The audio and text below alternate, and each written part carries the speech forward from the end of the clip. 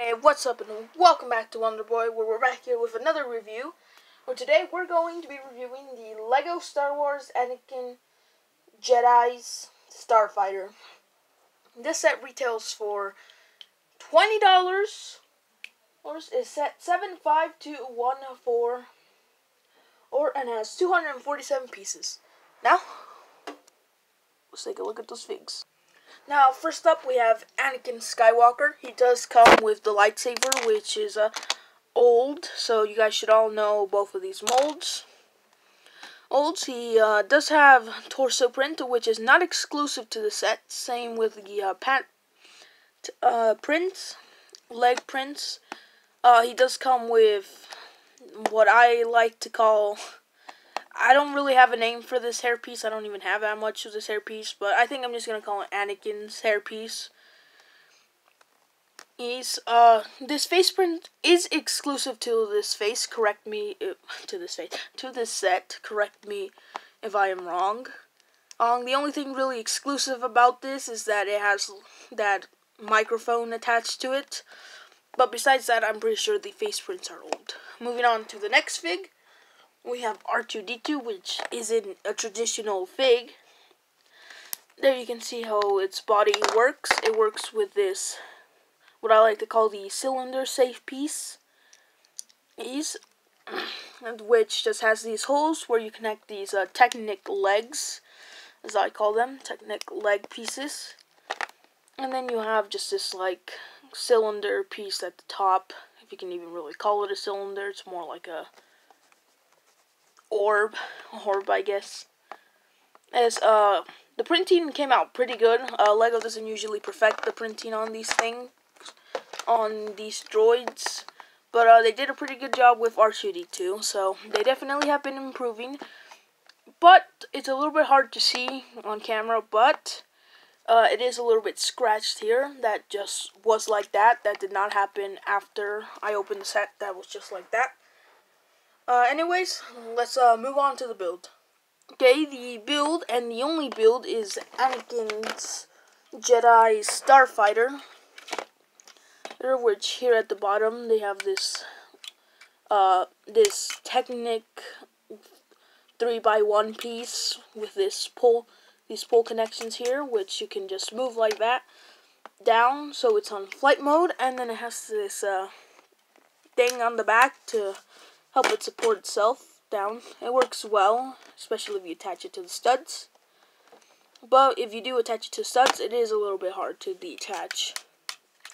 Now here on the top, they have stud shooters. Now I'm going to focus on just one of the wings, because both of the wings are almost identical.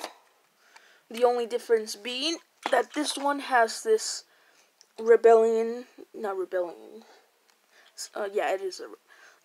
symbol. And this one has just this blank tile here. It does have these what I like to call the stud shooter piece. Not the gun, because this is just a piece that connects to most build. If you don't know how stud shooters work, then clearly you have never bought a LEGO set before. Or a LEGO Star Wars one, to be more specific. Back here we have some thrusters. A really nice wing design. It is literally exactly the same. As you can see there, that's how it works. Then you connect it here, and boom. Sticker here, sticker here, sticker here, sticker here. Now the front has this very slick design, I guess, with two stickers right there. The bottom doesn't have anything too interesting except an opposite slick. And yeah, that's about it for the ship. It's a really nice build, but it's hard to explain. I mean, we still got the cockpit, I guess. There's a little slot here where you're supposed to fit R2-D2. Fits pretty well. Doesn't fall off easily.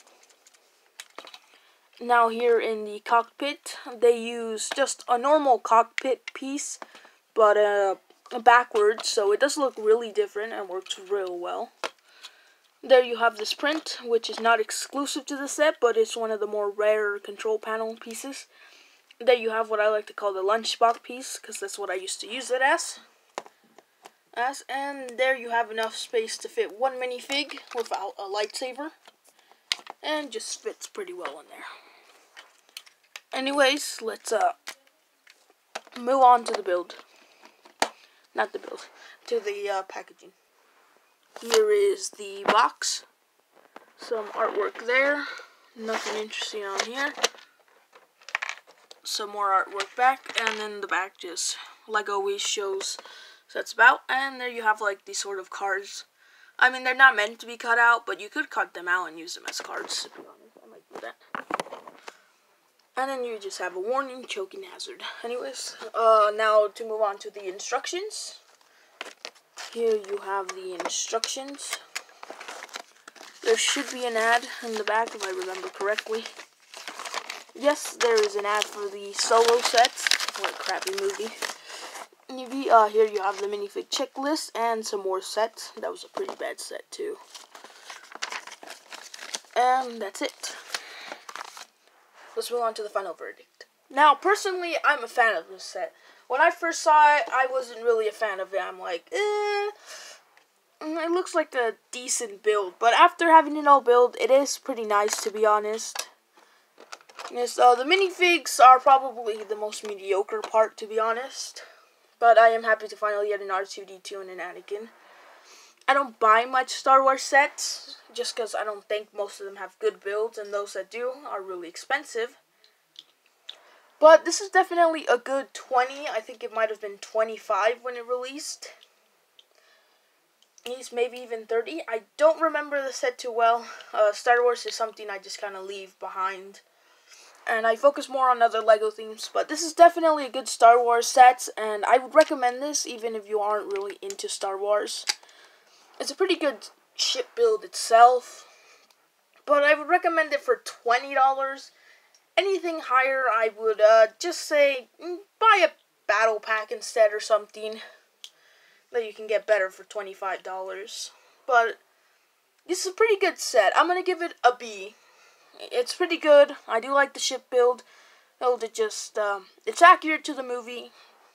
But, yeah, I do think maybe there's a side build or something. Not that it would make much sense, but I don't know. It just feels like it's not completely complete. I would definitely recommend it for 20, but anything less, skip on it. So, like I'm saying again, overall, I would give it a B. Anyways, I hope to see y'all the next time. Goodbye.